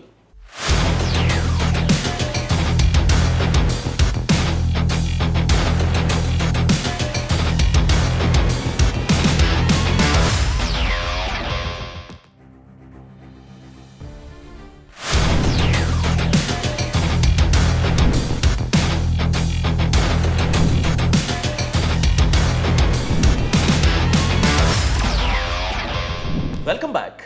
ನೀವು ಕಷ್ಟಪಟ್ಟು ದುಡಿದ ಹಣ ಮ್ಯೂಚುವಲ್ ಫಂಡ್ SIPಗೋ ಲಂಸಮ್ ಇನ್ವೆಸ್ಟ್ಮೆಂಟ್ಗೋ ತೊಡಗಿಸ್ತಿದ್ದೀರಿ. ಈ ಫಂಡ್ ಹೌಸ್ಗಳು ಸೇಫಾ? ಅಸೆಟ್ ಮ್ಯಾನೇಜ್ಮೆಂಟ್ ಕಂಪನಿಗಳು ಕೈ ಎತ್ತಿಬಿಟ್ರೆ, ನಮ್ಮ ಹಣವನ್ನು ತಗೊಂಡು ಮೋಸ ಮಾಡಿಬಿಟ್ರೆ ನಾವು ಎಲ್ಲಿಗೆ ಹೋಗಬೇಕು? 20 ವರ್ಷ 30 ವರ್ಷದ ಟೈಮ್ ಲೈನ್ ಇಟ್ಕೊಂಡಿದ್ದೀನಿ ನಾನು. ಮಗಳ ಮದುವೆಗೆ, ಮಗನ ಓದಿಗೆ, ಸ್ವಂತ ಮನೆ ಕನಸಿಗೆ, ಇದೆಲ್ಲದಕ್ಕೂ ನಾನು ಮ್ಯೂಚುವಲ್ ಫಂಡನ್ನು ನೆಚ್ಕೊಂಡಿದ್ದೀನಿ ಅನ್ನೋದು ನಿಮ್ಮ ಪ್ರಶ್ನೆ, ನಿಮ್ಮ ಆತಂಕ. ಆದರೆ ಆತಂಕ ಬಿಟ್ಟು ಬಿಡಿ. ಯಾಕೆ ಅಂತಂದರೆ ಮ್ಯೂಚುವಲ್ ಫಂಡ್ ಹೌಸ್ಗಳನ್ನು ರೆಗ್ಯುಲೇಟ್ ಮಾಡೋದಕ್ಕೆ, ಸ್ಟಾಕ್ ಮಾರ್ಕೆಟ್ನಲ್ಲಿ ಆಗುವ ಬೆಳವಣಿಗೆಗಳನ್ನು ಯಾರೆಲ್ಲ ಹೂಡಿಕೆದಾರರಿದ್ದಾರೆ ಅವರ ಹಿತಾಸಕ್ತಿಯನ್ನು ಕಾಪಾಡುವ ಉದ್ದೇಶದಿಂದ securities exchange board of India SEBI ಜಾರಿಗೆ ತರಲಾಗಿದೆ. ಸೆಬಿ ಅನ್ನುವ ಸಂಸ್ಥೆ ಈ ಎಲ್ಲ ಗುರುತರ ಜವಾಬ್ದಾರಿಯನ್ನು ನಿಭಾಯಿಸುತ್ತೆ. ಈಗ ಹೇಗೆ ಬ್ಯಾಂಕ್ಗಳಿಗೆ RBI ಬಿಗ್ ಬಾಸೋ, ಅದೇ ಥರ ಸ್ಟಾಕ್ ಮಾರ್ಕೆಟು, ಮ್ಯೂಚುವಲ್ ಫಂಡಿಗೆ ಸೆಬಿ ಬಿಗ್ ಬಾಸ್. ಅವರು ರೆಗ್ಯುಲೇಟ್ ಮಾಡ್ತಾರೆ. ಸೊ ಈಗ ಸೆಬಿ ಅನ್ನೋದು ಹೇಗೆ ಕೆಲಸ ಮಾಡುತ್ತೆ, ಯಾವ ಥರ ರೆಗ್ಯುಲೇಟ್ ಮಾಡುತ್ತೆ ತಿಳ್ಕೊಳ್ಳೋಣ. ಮೊದಲಿಗೆ ಸೆಬಿಯ ಸ್ವಲ್ಪ ಇತಿಹಾಸವನ್ನು ತಿಳ್ಕೊಳ್ಳೋಣ. ಸೆಬಿ ಅನ್ನೋದು 1988ರಲ್ಲಿ ಜಾರಿಗೆ ಬಂದ ಸಂಸ್ಥೆ. ಈ ಸಂಸ್ಥೆ ಹೇಗೆ ಕೆಲಸ ಮಾಡಬೇಕು ಅನ್ನೋದಕ್ಕೆ ಒಂದು ಆಕ್ಟ್ ಅನ್ನು ಜಾರಿಗೆ ತರಲಾಗಿದೆ. Securities and exchange board of India act 1992. ಇದು ಕಾನೂನಾಗಿ ಮಾರ್ಪಟ್ಟಿದ್ದು 1992ರಲ್ಲಿ. ಸೊ ಆ ಆಕ್ಟ್ ಅನ್ನು ನೀವು ಗಮನಿಸಿದ್ದೆ ಆದರೆ ಸೆಬಿ ಯಾವೆಲ್ಲ ಕರ್ತವ್ಯವನ್ನು ನಿಭಾಯಿಸುತ್ತೆ ಅನ್ನೋದು ಗೊತ್ತಾಗುತ್ತೆ. ಹೇಗೆ ರೆಗ್ಯುಲೇಟ್ ಮಾಡುತ್ತೆ? ಒಂದು ವೇಳೆ ಒಂದು ಅಸೆಟ್ ಮ್ಯಾನೇಜ್ಮೆಂಟ್ ಕಂಪನಿಯನ್ನು ರಿಜಿಸ್ಟರ್ ಮಾಡಬೇಕು, ನಾನು ಮ್ಯೂಚುವಲ್ ಫಂಡ್ ಹೌಸನ್ನು ಓಪನ್ ಮಾಡಬೇಕು ಅನ್ನೋದಾದರೆ ಮೊದಲು ರಿಜಿಸ್ಟ್ರೇಷನ್ ಮಾಡ್ಕೊಳ್ಬೇಕಾಗತ್ತೆ. ಆ ಬಳಿಕ ಸೆಬಿಯ ಅಪ್ರೂವಲ್ಗಾಗಿ ಕಾಯಬೇಕಾಗುತ್ತೆ. ಎಲ್ಲ ದಾಖಲೆಗಳನ್ನು ನೋಡಿ, ಯಾರು ಪ್ರಮೋಟರು, ಎಷ್ಟು ಶೇರ್ಸು, ಯಾರ್ಯಾರು ಇನ್ವೆಸ್ಟ್ ಮಾಡಿದ್ದಾರೆ, ಯಾವ ಥರದ ಥಿಮ್ಯಾಟಿಕ್ ಫಂಡ್ ಇದು, ಇದೆಲ್ಲವನ್ನು ನೋಡಿಕೊಂಡು ಅಪ್ರೂವ್ ಮಾಡುತ್ತೆ. ನೀವು ಗುಡ್ ಟು ಗೋ, ನೀವು ಹೂಡಿಕೆಯ ಕಂಪನಿಯನ್ನು, ಅಸೆಟ್ ಮ್ಯಾನೇಜ್ಮೆಂಟ್ ಕಂಪನಿಯನ್ನು ಸ್ಟಾರ್ಟ್ ಮಾಡಬಹುದು ಅಂತ ಸೆಬಿ ಗ್ರೀನ್ ಸಿಗ್ನಲ್ ಕೊಡದೆ ಮುಂದುವರಿಯೋದಕ್ಕಾಗೋದಿಲ್ಲ. ಇನ್ವೆಸ್ಟರ್ ಪ್ರೊಟೆಕ್ಷನ್ ಗೈಡ್ಲೈನ್ಸ್ ಅಂತ ಕೆಲವಿರ್ತವೆ, ಸೆಬಿ ಜಾರಿಗೆ ತಂದಿರುವ ಗೈಡ್ಲೈನ್ಸ್. ಆ ನಿಯಮಗಳನ್ನು ಯಾವುದೇ ಫಂಡ್ ಹೌಸ್ ಡೆಫಿನೆಟ್ಲಿ ಮಾಡಲೇಬೇಕಾಗತ್ತೆ. ಅದರಲ್ಲಿ ಯಾವುದೇ ಮುಲಾಜು ಇರೋದಿಲ್ಲ. ಸೊ ಗೈಡ್ಲೈನ್ಸ್ ಇನ್ವೆಸ್ಟರ್ ಇಂಟ್ರೆಸ್ಟ್ ಅನ್ನು ಪ್ರೊಟೆಕ್ಟ್ ಮಾಡೋದಕ್ಕೆ. ಡಿಸ್ಕ್ಲೋಷರ್ ರಿಕ್ವೈರ್ಮೆಂಟ್ಸ್ ಅಂತ ಕೆಲವಿರ್ತವೆ. ಅಂದರೆ ಯಾವುದನ್ನು ಮುಚ್ಚುಮರೆ ಮಾಡೋ ಹಾಗಿಲ್ಲ. ಯಾರೋ ಇನ್ವೆಸ್ಟರ್ ಇದ್ರು, ಹೋಗಿ ಇನ್ನೊಬ್ರು ಯಾರೋ ಬಂದರು, ಇಷ್ಟು ಶೇರ್ಗಳು ವರ್ಗಾವಣೆ ಆಯಿತು, ಇದೆಲ್ಲ ಸೆಬಿ ಗಮನಕ್ಕೆ ಬರಬೇಕು. ಸುಮ್ಮನೆ ನನಗೆ ಇಷ್ಟ ಬಂತು, ನನ್ನ ಕಂಪ್ನಿ ನಾನು ಮಾಡ್ಕೊಳ್ತೀನಿ, ಹಾಗೆಲ್ಲ ಮಾಡೋದಕ್ಕೆ ಅವಕಾಶ ಇರೋದಿಲ್ಲ. ಕೋಡ್ ಆಫ್ ಕಾಂಡಕ್ಟ್ ಅಂತ ಇರುತ್ತೆ. ಕೀ ಪ್ರೊಫೆಷನಲ್ಸು ಅವರುಗಳು ಸೀಕ್ರೆಸಿಯನ್ನು ಮೈಂಟೈನ್ ಮಾಡೋದಾಗಿರಬಹುದು, ಇಂಟರ್ನಲ್ ಟ್ರೇಡಿಂಗನ್ನು ಅವಾಯ್ಡ್ ಮಾಡೋದಾಗಿರಬಹುದು, ಇನ್ಯಾವುದೋ ಕಾಂಪಿಟೇಟರ್ ಫಂಡ್ ಹೌಸ್ಗಳ ಜೊತೆಗೆ ಏನೋ ಅವರು ಹ್ಯಾಂಡ್ ಇನ್ ಗ್ಲೋವ್ ಥರ ಮಾಡ್ಕೊಂಡು ಏನೋ ಮೋಸ ಮಾಡಿಬಿಡೋದು, ಇದರಿಂದ ಇನ್ವೆಸ್ಟರ್ಗಳಿಗೆ ಮೋಸ ಆಗೋದು ಯಾವುದಕ್ಕೂ ಅವಕಾಶ ಇಲ್ಲ. ಈ ಎಲ್ಲದಕ್ಕೂ ಕೋಡ್ ಆಫ್ ಕಾಂಡಕ್ಟ್ ಇರುತ್ತೆ. ಪಿರಿಯಾಡಿಕ್ ರಿವ್ಯೂಸ್ ಆ್ಯಂಡ್ ಅಪ್ಡೇಟ್ಸ್ ಇರುತ್ತೆ. ಅಂದರೆ ಕಾಲ ಕಾಲಕ್ಕೆ ಈ ಕಂಪನಿ ಯಾವ ರೀತಿ ನಿಯಮಗಳನ್ನು ಪಾಲಿಸ್ತಿದ್ದಾರೆ, ಯಾವ ರೀತಿ ವ್ಯವಹಾರಗಳನ್ನು ನಡೆಸ್ತಿದ್ದಾರೆ, ಇದೆಲ್ಲವನ್ನೂ ಸಹ ಸೆಬಿ ಗಮನಿಸುತ್ತೆ. ಮಾನಿಟರಿಂಗ್ ಕಂಟಿನ್ಯೂಸ್ ಆಗಿರುತ್ತೆ. ಅದೇ ರೀತಿ ಸರ್ವೆಲೆನ್ಸ್ ಕೂಡ ಇದ್ದೇ ಇರುತ್ತೆ. ಒಂದು ವೇಳೆ ಯಾವುದಾದ್ರೂ ಅನುಮಾನಗಳಿದ್ರೆ ಆ ಬಗ್ಗೆ ಸೆಬಿ ಪ್ರಶ್ನೆಗಳನ್ನು ಕೇಳುತ್ತೆ, ಅದೇ ರೀತಿ ಆಕ್ಷನ್ ಸಹ ತೆಗೆದುಕೊಳ್ಳುತ್ತೆ. ಈಗ ಪ್ರಮುಖ ಪ್ರಶ್ನೆಗೆ ಬರೋಣ. ಒಂದು ವೇಳೆ ಫಂಡ್ ಹೌಸ್ ಕಂಪನಿ ಕ್ಲೋಸೇ ಆಗಿಬಿಟ್ರೆ ಏನ್ ಮಾಡೋದಾಗ? ಈ ಥರದ ಒಂದು ಉದಾಹರಣೆ ಆಗಿತ್ತು. 2020 April 23 Franklin Templeton mutual fund ತನ್ನ 6 ಡೆಟ್ ಮ್ಯೂಚುವಲ್ ಫಂಡ್ಗಳನ್ನು, ಅಂದರೆ ಗವರ್ಮೆಂಟ್ ಸೆಕ್ಯೂರಿಟೀಸು, ಗವರ್ಮೆಂಟ್ ಬಾಂಡ್ಗಳ ಮೇಲೆ ಹೂಡಿಕೆ ಮಾಡುವ ಮ್ಯೂಚುವಲ್ ಫಂಡ್ಗಳು, 6 ಮ್ಯೂಚುವಲ್ ಫಂಡ್ಗಳನ್ನು ಕ್ಲೋಸ್ ಮಾಡಿಬಿಡ್ತು ಏಕಾಏಕಿ. ಇದರಿಂದ ನಷ್ಟಕ್ಕೆ ಗುರಿಯಾದವರು, ಸಮಸ್ಯೆಗೆ ತುತ್ತಾದವರು 3 ಲಕ್ಷ ಜನ ಹೂಡಿಕೆದಾರರು. ಒಟ್ಟು 25ರಿಂದ 30 ಸಾವಿರ ಕೋಟಿ ರೂಪಾಯಿ ಮೌಲ್ಯದ ಹೂಡಿಕೆಯನ್ನ ಈ 3 ಲಕ್ಷ ಜನ 6 ಫ್ರಾಂಕ್ಲಿನ್ ಟೆಂಪಲ್ಟನ್ ಡೆಟ್ ಮ್ಯೂಚುವಲ್ ಫಂಡ್ಗಳ ಮೇಲೆ ಮಾಡಿದ್ರು. ಸೊ ಇದಕ್ಕೆ ಸಂಬಂಧಪಟ್ಟ ಹಾಗೆ 10 ತಿಂಗಳುಗಳ ಕಾಲ ಕೋರ್ಟು ಕಚೇರಿ ಇದೆಲ್ಲವೂ ಆಗ್ತಾ ಇತ್ತು, ಯಾವುದೇ ಥರದ ಬೆಳವಣಿಗೆಗಳಾಗಲಿಲ್ಲ. ಆಗ ಇನ್ವೆಸ್ಟರ್ಸ್ ಸುಪ್ರೀಂ ಕೋರ್ಟ್ನ ಕದ ತಟ್ಟಿದ್ರು. ಸುಪ್ರೀಂ ಕೋರ್ಟ್ ಆಗ ತತ್ಕ್ಷಣಕ್ಕೆ ಒಂದು ಪರಿಹಾರ ಅಂತ ಫೆಬ್ರವರಿ 2 ಮತ್ತು ಫೆಬ್ರವರಿ 9, 2021ರಲ್ಲಿ, ಅಂದರೆ 2020ರಲ್ಲಿ ಸಮಸ್ಯೆ ಆಗಿದ್ದು 2021ರಲ್ಲಿ ಒಂದು ನಿರ್ಧಾರವನ್ನು ಕೈಗೊಳ್ತು ಸುಪ್ರೀಂ ಕೋರ್ಟ್. ಏನು ಹೇಳ್ತು? 9,122 ಕೋಟಿ ರೂಪಾಯಿ ಸರ್ಪ್ಲಸ್ ಹಣ ನಿಮ್ಮ ಬಳಿ ಇದೆಯಲ್ಲ, ಆ ಹಣವನ್ನು ಇನ್ವೆಸ್ಟರ್ಗಳಿಗೆ ಹಂಚಬೇಕು ನೀವು ಅಂತ Franklin Templeton fund ಹೌಸ್ಗೆ supreme court ನಿರ್ದೇಶನವನ್ನು ನೀಡಿತು. ಸೊ ಹೀಗೆ ಕೋರ್ಟ್ ಇನ್ವಾಲ್ವ್ ಆಗೋದಕ್ಕೆ ಅವಕಾಶ ಇದೆ. ಅದೇ ರೀತಿ ಕರ್ನಾಟಕದ ವಿಷಯಕ್ಕೆ ಬಂದಾಗ ಇದೇ ಕೇಸ್ಗೆ ಸಂಬಂಧಪಟ್ಟ ಹಾಗೆ ಕರ್ನಾಟಕ ಹೈಕೋರ್ಟ್ ಸೆಬಿ ಮೂಕ ಪ್ರೇಕ್ಷಕನಾಗಿ ಕೂತಿತ್ತಲ್ಲ ಅಂತ ಪ್ರಶ್ನೆ ಮಾಡ್ತು. ಸೆಬಿಯ ಜವಾಬ್ದಾರಿ ಅಲ್ವಾ ಇದು? ಯಾಕೆ ಅವರು ಕ್ರಮ ಕೈಗೊಳ್ಳಲಿಲ್ಲ? ಏಕಾಏಕಿ ಕ್ಲೋಸ್ ಮಾಡೋದಕ್ಕೆ ಹೇಗೆ ಅವಕಾಶ ಸಿಕ್ತು? ಇದ್ರ ಬಗ್ಗೆ ಪ್ರಶ್ನೆ ಮಾಡಿತ್ತು. ಈ ಬಗ್ಗೆ ಮಾಧ್ಯಮದಲ್ಲೂ ಸಹ ತುಂಬ ದೊಡ್ಡ ಚರ್ಚೆ ಆಯಿತು. ಆ ಬಳಿಕ ಸೆಬಿ ಒಂದು forensic audit inspection of Franklin Templeton fund house ಅದಕ್ಕೆ ಆದೇಶವನ್ನು ಕೊಡ್ತು. 2020 ಅಕ್ಟೋಬರ್ 9ನೇ ತಾರೀಕು ಸೆಬಿ ಕೈ ಸೇರ್ತು ಈ forensic and audit report. So ಹೀಗೆ ಹೂಡಿಕೆದಾರರ ಹಿತಕ್ಕೆ ಧಕ್ಕೆ ಆದಾಗ ಕೋರ್ಟ್ ಇನ್ವಾಲ್ವ್ ಆಗೋದಕ್ಕೆ ಅವಕಾಶ ಇದೆ. ಹೈಕೋರ್ಟು, ಸುಪ್ರೀಂ ಕೋರ್ಟು, ಹಾಗೇನೆ ಸೆಬಿ ಸಹ ಕ್ರಮಗಳನ್ನು ಕೈಗೊಳ್ಳೋದಕ್ಕೆ ಅವಕಾಶ ಇದೆ. ಸೊ ಹೀಗೆ ಸೆಬಿ ಮ್ಯೂಚುವಲ್ ಫಂಡ್ ಅನ್ನು ರೆಗ್ಯುಲೇಟ್ ಮಾಡುತ್ತೆ. ಇದೇ ಫ್ರಾಂಕ್ಲಿನ್ ಟೆಂಪಲ್ಟನ್ ಎಕ್ಸಾಂಪಲ್ನಲ್ಲಿ ಇನ್ನೊಂದು ಪಾಠ ಇದೆ, ಸೆಬಿ ಹೇಗೆ ರೆಗ್ಯುಲೇಟ್ ಮಾಡುತ್ತೆ ಅಂತ. ಯಾಕೆ ಅಂದರೆ ಫ್ರಾಂಕ್ಲಿನ್ ಟೆಂಪಲ್ಟನ್ 6 ಮ್ಯೂಚುವಲ್ ಫಂಡ್ಗಳನ್ನು ಕ್ಲೋಸ್ ಮಾಡುವ ಮುನ್ನ ಅಲ್ಲಿನ ಕೀ ಪೊಸಿಷನ್ನಲ್ಲಿದ್ದ ಕೆಲವರು ಅವರ ಹೋಲ್ಡಿಂಗ್ಸನ್ನು ಮಾರಿಬಿಟ್ಟಿದ್ರು ಅನ್ನೋ ಸುದ್ದಿ ಹೊರಬಂದಿತ್ತು. ಇದಾದ ನಂತರದಲ್ಲಿ 2021ರಲ್ಲಿ ಸೆಬಿ ಒಂದು ಸರ್ಕ್ಯುಲರ್ ಅನ್ನು ಹೊರಡಿಸುತ್ತೆ. ಏನು ಹೇಳುತ್ತೆ ಆ ಸರ್ಕ್ಯುಲರ್ ಅಂದರೆ, ಓವರಾಲ್ ಫಂಡ್ ಮ್ಯಾನೇಜರು ಮತ್ತು ಕೀ ಪೊಸಿಷನ್ನಲ್ಲಿ ಇರುವಂಥ ಅಸೆಟ್ ಮ್ಯಾನೇಜ್ಮೆಂಟ್ ಕಂಪನಿಯ ಕೆಲಸಗಾರರು ಯಾರಿದ್ದಾರೆ ಅವರ ಸಂಬಳದ 20% ಮ್ಯೂಚುವಲ್ ಫಂಡ್ ಯೂನಿಟ್ಗಳ ರೂಪದಲ್ಲಿ ಅವರ ಡಿಮ್ಯಾಟ್ ಅಕೌಂಟಿಗೆ ಹಾಕಲಾಗುತ್ತೆ. ಫಾರ್ ಎಕ್ಸಾಂಪಲ್, ನನ್ನ ಟೇಕ್ ಹೋಮ್ ಸ್ಯಾಲ್ರಿ 1 ಲಕ್ಷ ರೂಪಾಯಿ. ನಾನು ಒಂದು ಮ್ಯೂಚುವಲ್ ಫಂಡ್ ಹೌಸ್ನ ಫಂಡ್ ಮ್ಯಾನೇಜರ್ ಆಗಿದ್ರೆ 1 ಲಕ್ಷದಲ್ಲಿ 80,000 ಮಾತ್ರ ನನ್ನ ಅಕೌಂಟಿಗೆ ಬರುತ್ತೆ, ಸೇವಿಂಗ್ಸ್ ಅಕೌಂಟಿಗೆ. ಇನ್ನು 20,000 ಮೌಲ್ಯದ ಮ್ಯೂಚುವಲ್ ಫಂಡ್ ಯೂನಿಟ್ಗಳು, ಒಂದು 20 ಯೂನಿಟೋ 50 ಯೂನಿಟೋ 100 ಯೂನಿಟೋ 200 ಯೂನಿಟೋ ನನ್ನ ಡಿಮ್ಯಾಟ್ ಅಕೌಂಟಿಗೆ ಹಾಕ್ತಾರೆ. ಆ ಡಿಮ್ಯಾಟ್ ಅಕೌಂಟಿಗೆ ಬಂದ ಯೂನಿಟ್ಗಳನ್ನು ನಾನು ಇವತ್ತು ಹಾಕಿದ್ರು ನಾಳೆ ಮಾರ್ಬಿಡ್ತೀನಿ, ಹಾಗಾಗೋದಿಲ್ಲ. 3 ವರ್ಷ ಲಾಕ್ ಇನ್ ಪೀರಿಯಡ್, ಅಂದರೆ ಹೋಲ್ಡ್ ಮಾಡಲೇಬೇಕು. ನೀವು ಅದನ್ನು ಇಮ್ಮಿಡಿಯೇಟ್ಲಿ ಮಾರೋದಕ್ಕೆ ಅವಕಾಶ ಇರೋದಿಲ್ಲ. ಸೊ ಬೈ ಫೋರ್ಸ್ ಅವರುಗಳು, ಅಂದರೆ ಯಾರೆಲ್ಲ ಕೀ ಪೊಸಿಷನ್ನಲ್ಲಿದ್ದಾರೆ ಅವರ ಹೂಡಿಕೆ ಅಥವಾ ಅವರ ಸಂಬಳ ಅವರಿಗೆ ಸರಿಯಾಗಿ ಸಿಗಬೇಕು ಅಂತಂದರೆ ಆ 3 ವರ್ಷದ ಲಾಕಿನ್ ಅಂದರೆ 3 ವರ್ಷದ ಸಂಬಳ 20% ಅಲ್ಲೋಗಿ ಜಮೆ ಆಗುತ್ತೆ. ಸೊ ಅವರು ನಿಯಮಗಳಿಗೆ, ಗೈಡ್ಲೈನ್ಸ್ಗಳಿಗೆ ಕಟಿಬದ್ಧರಾಗಿ ನಡೆದುಕೊಳ್ಳಲೇಬೇಕು ಅನ್ನೋ ಥರದ ನಿಯಮವನ್ನು ಸೆಬಿ 2021ರಲ್ಲಿ ಜಾರಿಗೆ ತಂದಿದೆ, ಹೂಡಿಕೆದಾರರ ಹಿತ ಕಾಪಾಡುವ ಉದ್ದೇಶದಿಂದ.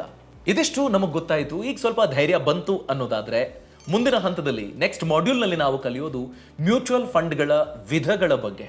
16 ಥರದ ಮ್ಯೂಚುವಲ್ ಫಂಡ್ಗಳಿದ್ದಾವೆ. ಅದರಲ್ಲಿ ಪ್ರಮುಖ ಯಾವುವು ಅವುಗಳ ಬಗ್ಗೆ ತಿಳ್ಕೊಳ್ಳೋಣ. ಅವುಗಳಿಂದ ಆಗಬಹುದಾದ ಲಾಭ ಎಂಥದ್ದು ಆ ಬಗ್ಗೆ ಡೀಟೇಲ್ ಆಗಿ ಕಲಿಯೋಣ ನೆಕ್ಸ್ಟ್ ಮಾಡ್ಯೂಲ್ನಲ್ಲಿ.